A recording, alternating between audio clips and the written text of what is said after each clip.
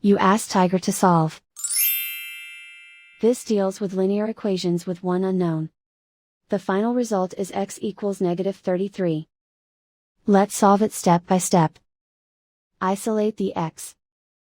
Divide both sides by -3. Cancel out the negatives. Simplify the fraction.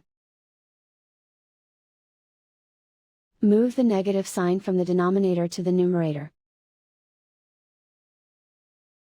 Find the greatest common factor of the numerator and denominator. Factor out and cancel the greatest common factor. And so the final result is x equals -33.